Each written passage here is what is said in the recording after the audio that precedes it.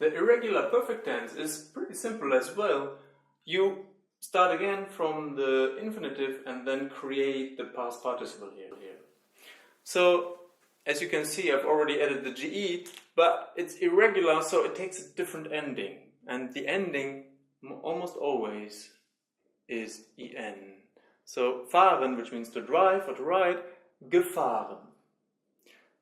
Laufen, to walk or to run, gelaufen, gesehen, schreiben.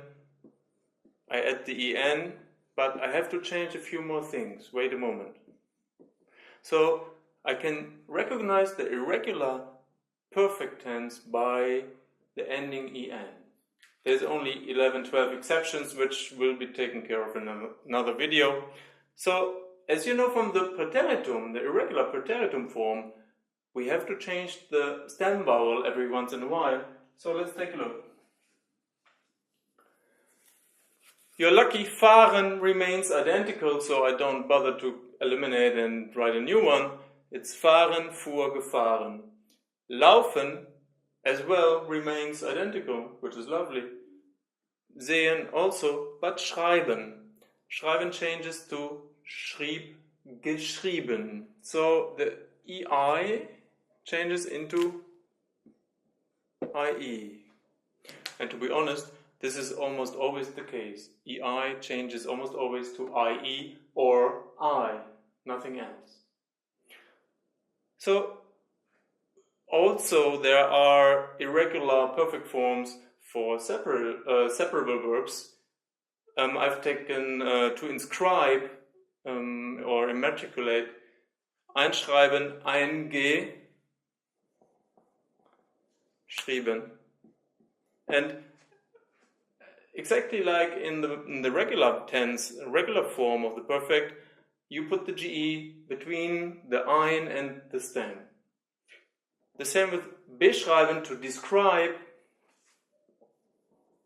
You change the stem vowel, but no GE because of the BE. So this is how you build it generally. So you should really know this. In the next video I will show you the technique that will help you to remember easily which vowel to take instead of the original one, if necessary. As you can see, it's not always necessary, but still it's good to know if or if not. This is what always applies. You should learn this by heart and know this really properly. And then the irregular perfect tense will not be a problem anymore. So now let's go to the technique.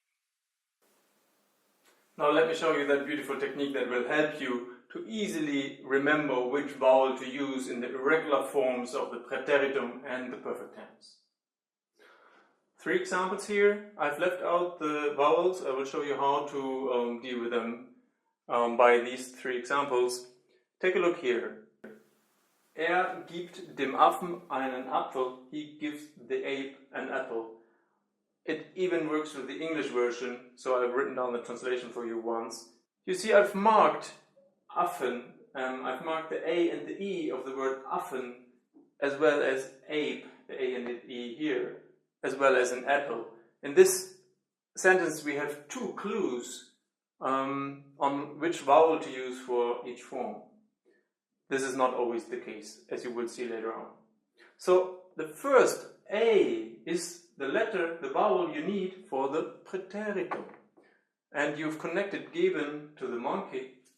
So this A goes here. The first vowel is always for the irregular preteritum.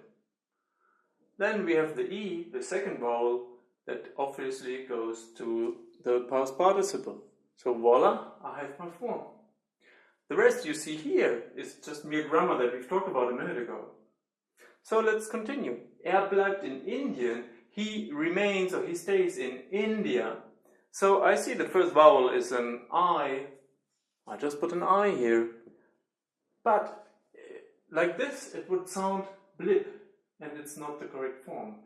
So the problem lies in finding words that start with IE. So an I, a simple I, could mean simple I or I-E. And you remember I told you that EI might change to I, or IE, IE.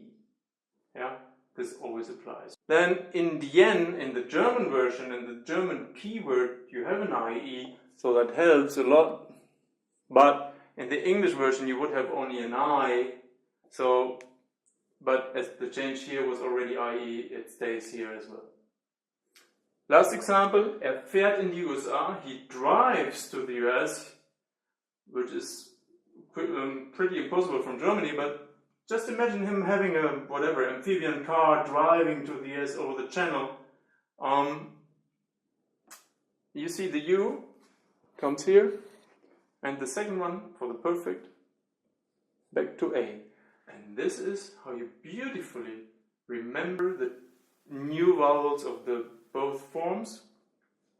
You will find all the examples already prepared for you. It will take you an hour, maybe two, if you approach it really relaxed.